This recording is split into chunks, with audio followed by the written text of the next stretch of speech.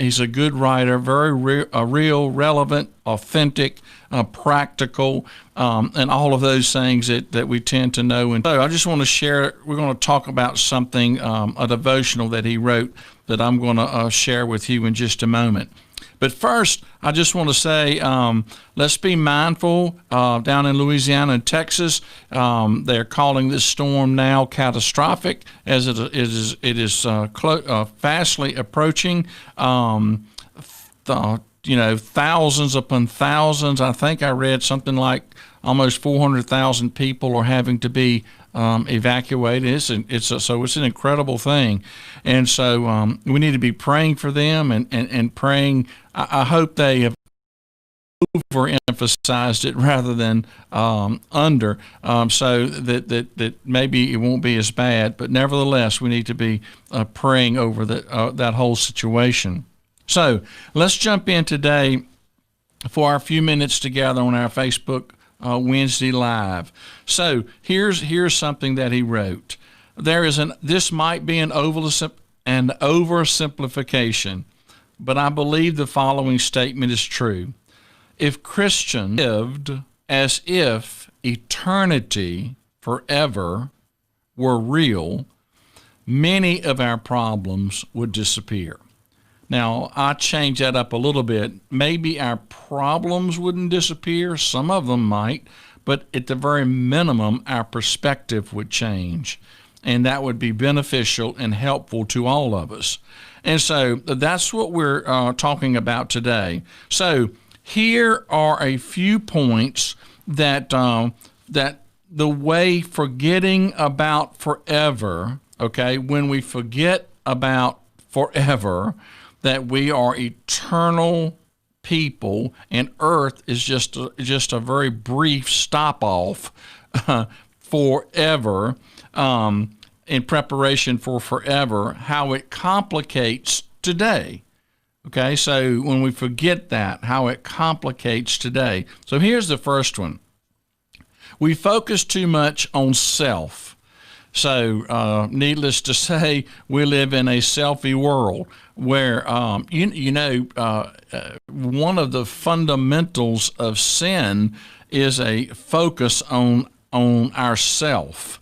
We kind of want to put ourself at the center. So listen to this.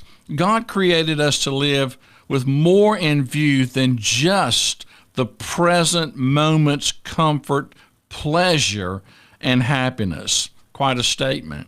Add the fact that we're not in charge and we don't live in the center of the universe, and it moves by the will and purpose of another, not us, all right? When we shrink our existence down to momentary wants, feelings, and needs, we're fighting against God's sovereign narrative and intended design for our joy. Now, you know what impulse buying is? Right, and marketing people will use that right now, push you for a decision, and at the moment it feels good. You might not can afford it, but oh, how I want this, and I want this, I desire this, whatever it is, and boom, you overextend or whatever the case might be.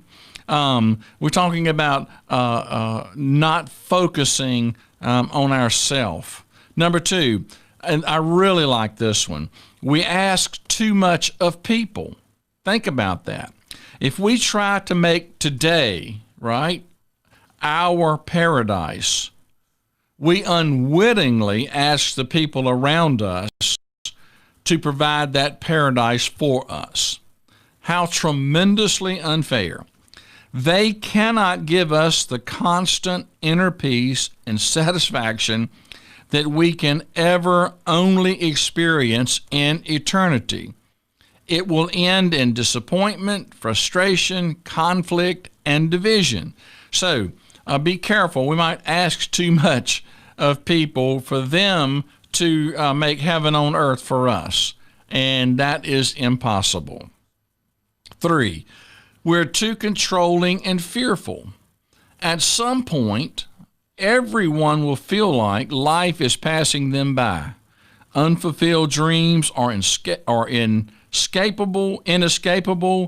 Instead of chasing them in futility, view them as alerts that God designed us for another world. Amen. If you live with the coming world in view, there will be gentle but still painful, no doubt, reminders of that. 4, this is a biggie, really big. We question the goodness of God. See, if we don't understand God's eternal narrative, we will doubt his character, oftentimes in the moment. God's promises will only reach their full fulfillment in the world that is not yet, in the world that is to come. If we forget that, we will feel that we have been hit with a divine bait and switch. Life in a fallen world is enormously more complicated when you don't have confidence that you have a loving Father.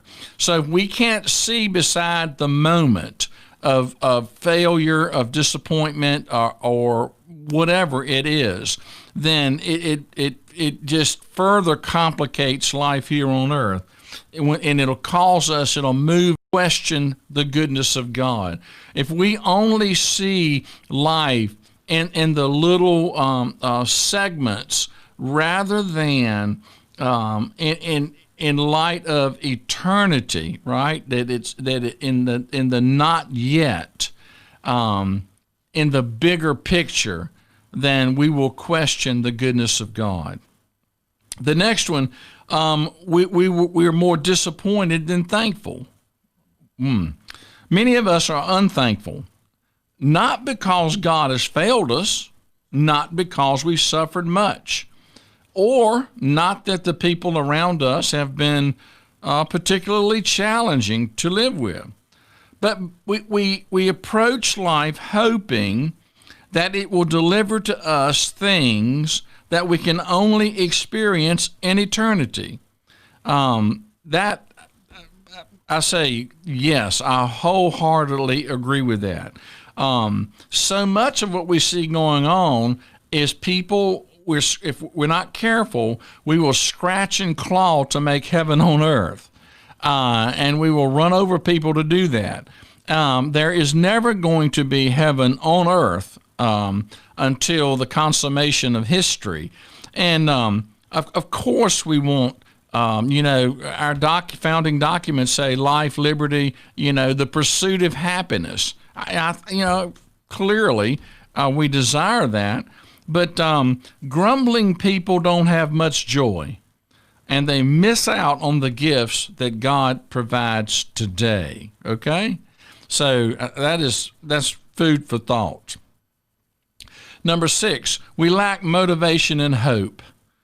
When life inevitably disappoints, you will either lose enthusiasm and optimism, or remember the big picture, that God is moving and marching toward a moment that he will restore all that is broken. Okay?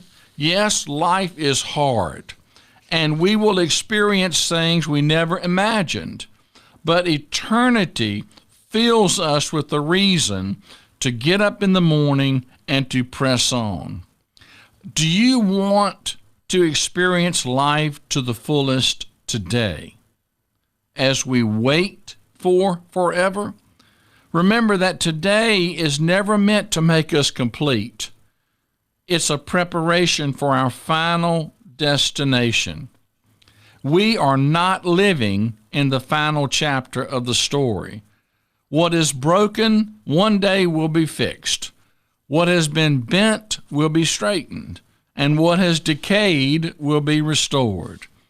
Eternity gives us a reason to continue, to be thankful, and to find joy, even when nothing right now seems as if it is working. Wow, I love that. If you know Romans 8:28 in the New Testament, if you don't know it, I encourage you to go look it up. That's essentially what he is saying there. Don't you love that as a Christ follower that we serve someone who is holy, W-H-O-L-L-Y, other than we are? He is also holy, H-O-L-Y, and that he sees the beginning and end are all the same to him. He lives in the eternal now, and we just live in these brief seconds of life, these segments of life from one moment to the other. But we are part of the divine. Is that God created us in his image, and part of that, a significant piece of that, is that we are eternal people. And that is, yes, life as we know it will change. We will certainly change, but the real us, that invisible piece of us, will not change. We will live forever. And that's really beyond our finite mind ability to grasp. When you think about there is no ending to it. There is an ending as far as life on earth, but as far as life itself, there is no ending.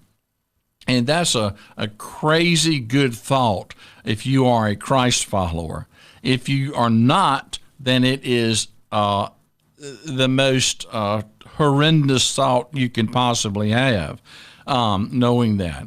But knowing that we are part of God's unfolding story, and the best is yet to come, no doubt, that should we seek to live well on earth? Of course, but realizing that our deepest needs and satisfaction are not going to be completely fulfilled in this life.